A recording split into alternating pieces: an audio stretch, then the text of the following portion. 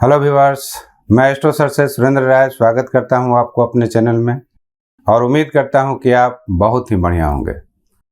मित्रों, जैसा कि आप भी जानते होंगे कि 22 अप्रैल 2023 को बृहस्पति राशि परिवर्तन कर रहे हैं।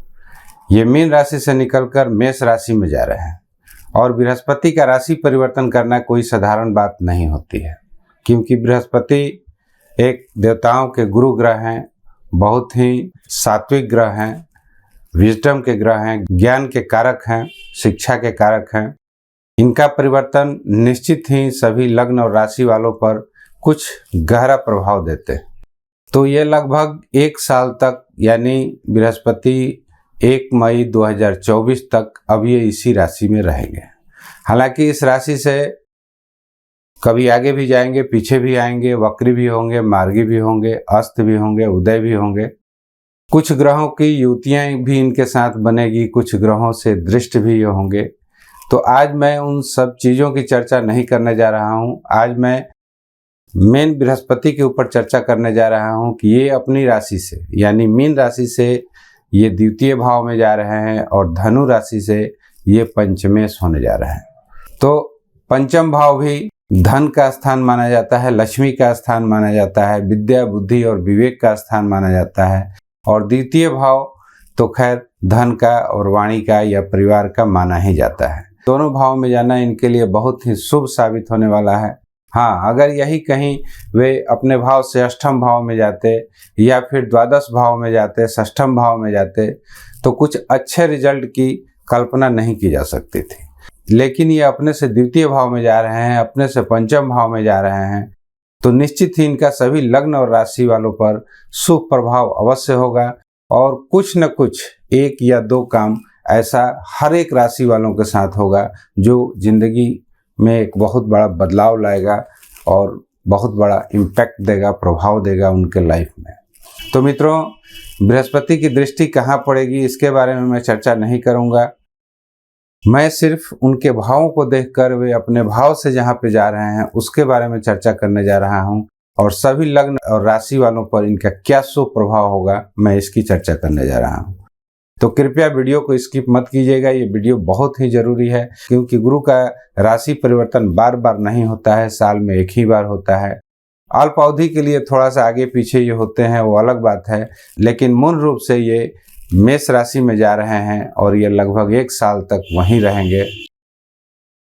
तो सभी लग्न और राशि वालों को ये बिना प्रभावित किए हुए नहीं छोड़ेंगे, और जो भी प्रभाव होगा शुभ ही होगा, भले ही 1-2 रिजल्ट ही आए। तो मित्रों, आइए हम चालू करते हैं सबसे पहले मेष राशि वालों के लिए। तो जिनका भी लग्न मेष है या राशि मेष है, ये बृहस्पति स्वामी हो जाते हैं द्वादश भाव के और एक स्वामी हो जाते हैं नवम भाव के, यानी धनु राशि जो है इनके नवम भाव में पड़ जाती है और मीन राशि जो है इनके द्वादश भाव में पड़ जाती है। तो ये द्वादश से द्वितीय होने जा रहे हैं। तो निश्चित ही जिन लोगों का कारोबार विदेशों से होगा या एमएनसी वगैरह में काम करते होंगे, वैसे लोगों को बहुत ही अच्छा फायदा होने वाला है। देश से, विदेश से, इंपोर्ट से, एक्सपोर्ट से, आने से लेकर जाने से लेकर, यानी किसी न किसी तरह से विदेश के कामों से इनको लाभ होने वाला है। और दूसरा फायदा ये होगा कि अगर इनका काम किसी कारण से रुका हुआ है, बहुत दिनों से सफल नहीं हो पा रहा है, तो वह काम भी भाग्य के बदौलत अगर होगा तो निश्चित ही इनको इस 1 साल में सफलता मिलेगी। अब आइए हम देखते हैं जिनका भी वृष लग्न है या वृष राशि है, उनके लिए बृहस्पति क्या देने जा रहे हैं। तो मित्रों, वृष राशि में बृहस्पति एकादश भाव के स्वामी हो जाते हैं और अष्टम भाव के स्वामी हो जाते हैं। तो एकादश भाव, जैसा कि आप जानते हैं, ये इनकम का भाव होता है, इच्छा पूर्ति का भाव होता है। तो जब ये अपने से द्वितीय में जाएंगे तो जो भी लोग इनकम के लिए अगर थोड़ा सा परेशान होंगे, उनका सोर्स ऑफ इनकम सही नहीं होगा, तो उसमें निश्चित ही कहीं ना कहीं से इनकम का सोर्स इनका बढ़ेगा, या फिर आय ऐसा होगा जिससे ये अपनी इच्छाओं की पूर्ति कर सकते हैं। तो आय को लेकर, इनकम को लेकर यह बृहस्पति का राशि परिवर्तन बहुत ही शुभ रहने वाला है। और दूसरा, एक अष्टम भाव में जो इनका धनु राशि पड़ रहा है, उसका क्या परिणाम आएगा। तो अगर ये किसी भी चिंताओं को लेकर परेशान थे, कोई भी मानसिक परेशानी इनको बनी हुई थी, किसी भी दुख में ये घिरे हुए थे, उससे नहीं निकल पा रहे थे, तो इनके लिए बहुत ही सुखद परिणाम यह 1 साल का अवधि लेकर आएगा और निश्चित ही उस दुखों से ये बाहर निकल आएंगे और उस चिंताओं से ये मुक्ति पा लेंगे। अब आइए हम देखते हैं जिनका भी मिथुन राशि है या मिथुन लग्न है उनके ऊपर क्या प्रभाव पड़ेगा। तो मिथुन राशि वालों के लिए ये एक 10वें भाव के स्वामी हो जाते हैं और दूसरा 7वें भाव के स्वामी हो जाते हैं। तो 10वें भाव में ये फायदा होगा कि कैरियर से रिलेटेड इनकी जो भी परेशानी थी या परेशानी चली आ रही थी, निश्चित ही दूर हो जाएगी। शादी विवाह के यदि ये इच्छुक थे, नहीं हो पा रही थी, तो वो भी काम इनका पूरा हो जाएगा। पति या पत्नी से संबंधित कोई विवाद या परेशानी थी तो उसमें भी इनको आशातीत लाभ प्राप्त होगी। अब आइए हम कर्क राशि के ऊपर देखते हैं। तो कर्क राशि में ये 9वें भाव के स्वामी हो जाते हैं और 6वें भाव के स्वामी हो जाते हैं। तो कर्क राशि वालों को भाग्य में वृद्धि होगी। भाग्य से रिलेटेड जो भी काम इनका रुका हुआ था वह पूरा होगा। धर्म के प्रति रुचि बढ़ेगी। पिता के स्वास्थ्य के बारे में यदि ये चिंतित थे तो उससे भी इनको राहत मिलेगी। ऋण रोग शत्रु अगर परेशान कर रहे थे तो उसके परेशानी से इनको मुक्ति मिलेगी। यदि ये ऋण या लोन लेने के इच्छुक थे, नहीं मिल पा रही थी, तो वह काम इनका बनते हुए जरूर नजर आएगा।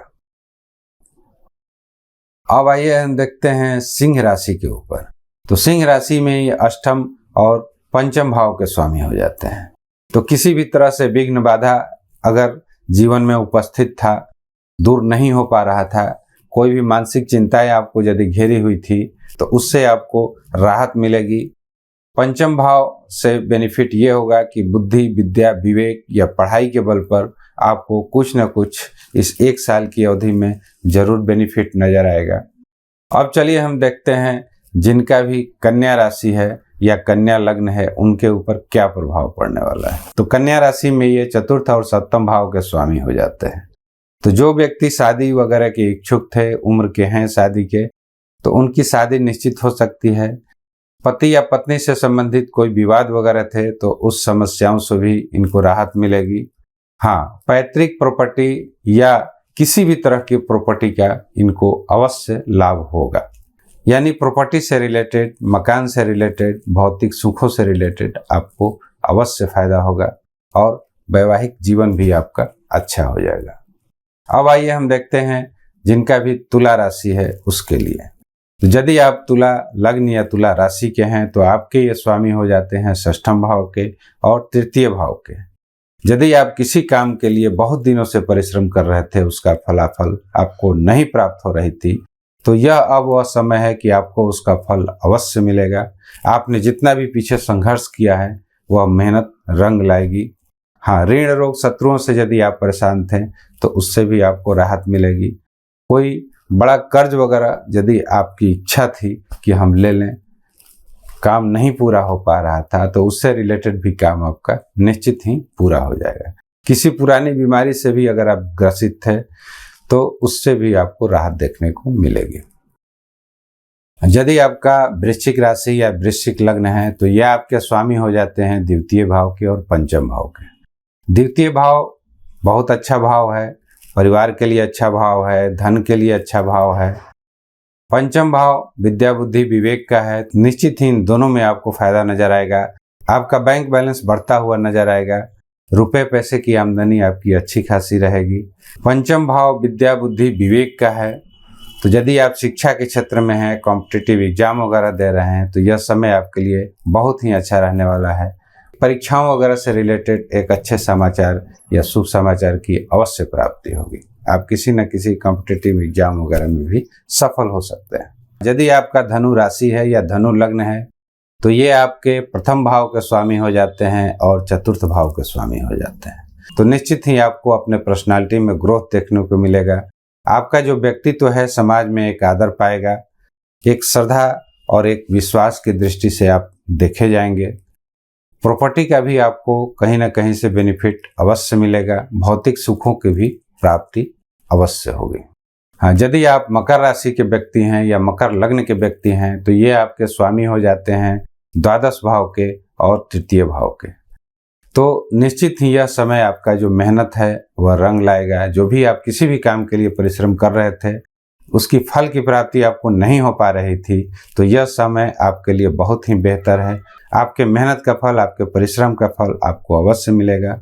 द्वादश भाव देश विदेश का है, तो देश विदेश से भी रिलेटेड आपको कोई ना कोई शुभ समाचार की प्राप्ति हो सकती है। यदि इंपोर्ट एक्सपोर्ट के बिजनेस में है तो उससे रिलेटेड भी आपको कोई ना कोई शुभ समाचार की अवश्य प्राप्ति होगी। अब आइए हम देखते हैं जिनका भी कुंभ राशि है या कुंभ लग्न है उनके लिए कैसा रहेगा।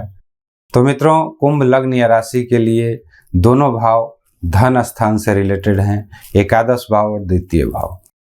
तो कुंभ राशि या कुंभ लग्न वालों को आशातीत लाभ होने का संयोग बन रहा है। एक साल उनकी आमदनी बढ़ेगी, सोर्स ऑफ इनकम बढ़ेगा, बैंक बैलेंस बढ़ेगा, यानी पैसा रुपया को लेकर इस एक साल की अवधि में आप बहुत ही निश्चिंत हो जाइएगा और निश्चित ही आप एक अच्छा बैंक बैलेंस बना लीजिएगा।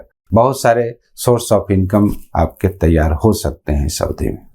अब आइए देखते हैं मीन राशि के तरफ। जिनका भी मीन राशि है उसके तो ये लग्न के स्वामी हो जाते हैं और दशम भाव के स्वामी हो जाते हैं। दशम भाव कैरियर का होता है, लग्न आपका खुद का व्यक्तित्व है। तो आपके व्यक्तित्व में एक उभार आएगा, एक निखार आएगा, समाज में एक मान और प्रतिष्ठा मिलेगी। कैरियर से रिलेटेड जो भी परेशानी आपकी चली आ रही थी इस एक साल की अवधि में दूर होती हुई नजर आएगी।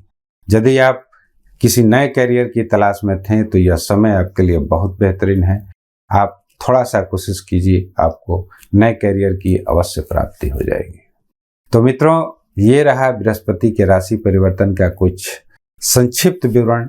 निश्चित ही सभी राशि वालों के लिए ये बृहस्पति शुभ ही परिणाम करेंगे, क्योंकि अपने भाव से द्वितीय में जा रहे हैं, अपने भाव से पंचम में जा रहे हैं। तो मित्रों, यदि मेरा कंटेंट अच्छा लगे तो कृपया लाइक, शेयर और सब्सक्राइब जरूर कीजिएगा। Thanks for watching. नमस्कार।